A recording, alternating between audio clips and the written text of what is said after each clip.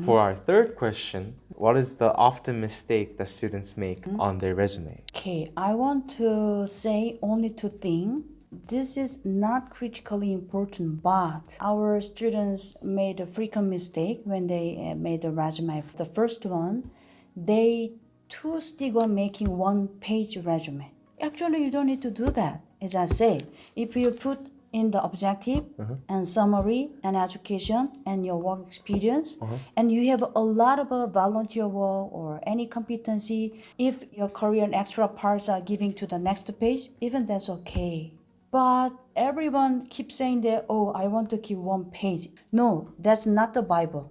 For example, when I was a hiring manager, I never failed the person because only the person has a 2-page resume. If the person a lot of experience and the person want to say, I want to list it down what I have done so far, 2 pages is okay.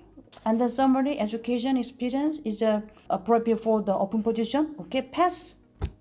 So why stick on the 1-page resume? No, you don't need to do that. But students, they have a very limited experience so far. So that's the reason why 1 page is enough. And then second thing I want to make that, do not exaggerate your performance. Just simplify the list down what you've done. I contribute the corporate development and success. Oh my gosh.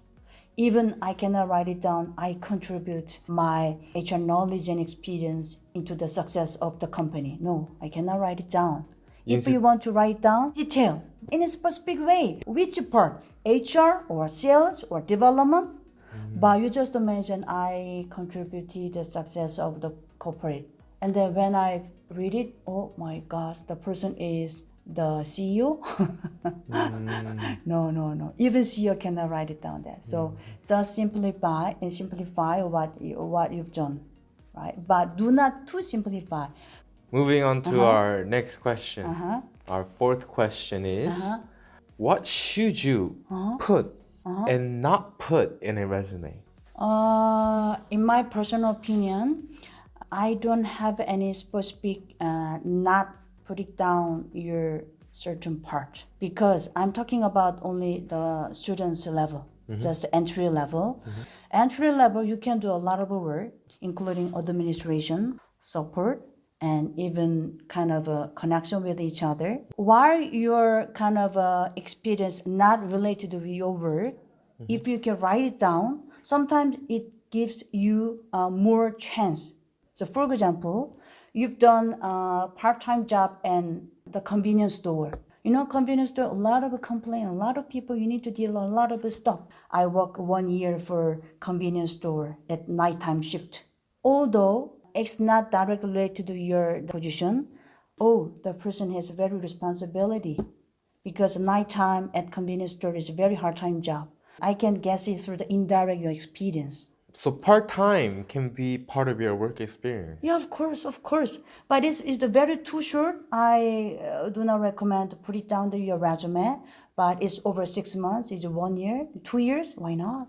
So our fifth question is, what is the major difference between Korean resumes and American resumes? As all of you know that English resume is more freestyle, but also they have some format, objective, summary, education, then work experience, and extra curriculum, and the competency.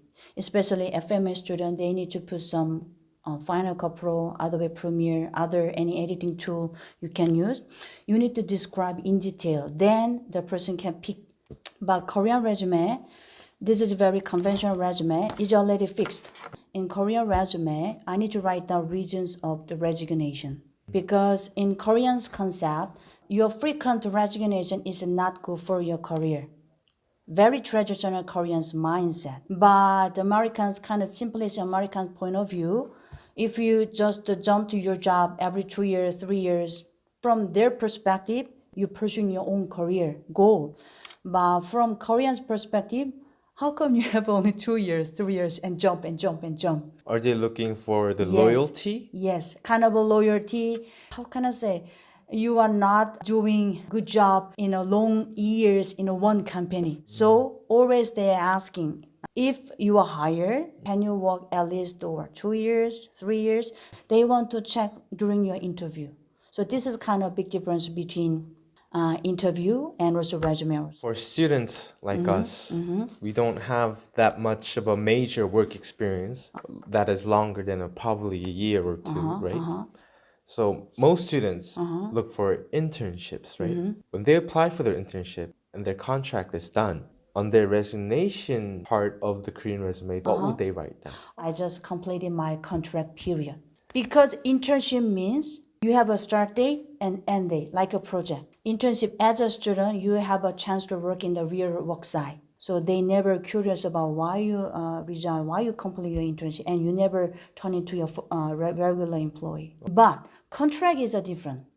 Contractor. You join in a company as a contractor for 1 year, but nobody guarantee you will convert to the full-timer because economic situation, the corporate situation, every situation is being changing. So, I conducted a 1-year contract from July to December and I just completed my contract period. I cannot say why you didn't convert to the full-timer. You don't need to worry about that. We have more questions to ask.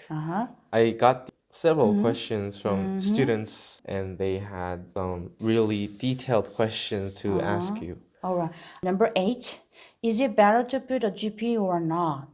If your GPA is good, then show your GPA. If not good, don't put your GPA. What's good and what's not good? Okay, I'll give you tips. Okay. My GPA, for example, 3.50. It looks good. Nobody knows until out of 4.0. Then to me, he's studied very hard. But 3.50 out of 4.5, he's a normal studying. Please put out of. Okay. Yes. Don't just 3.50. But if your GPA less than kind of 3.32 and 4.0, I will not put my GPA. So what's the line? There's no line. There's no line. But feeling. But if you over 3.5 or 4.0, why not? Looks good.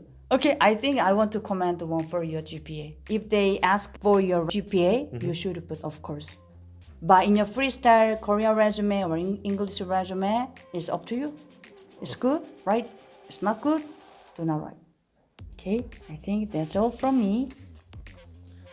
Please trust me first. I never say kind of superficial way. I just give you very direct the way to develop your own career. Trust me first. Trust me first. Trust her. Okay, thank you. If you want to know more about writing the resume, if you have more personal questions, you can come to Sonia here in University of Utah. 736. Monday to Friday, 8 to 5. Come here at any time. Oh, especially alumni and the senior students just coming back from Salt Lake City. I will help you, definitely. You hear that, guys? If you like this video, please give a thumbs up and subscribe to see more. See you next time. Bye-bye. Bye. Bye-bye.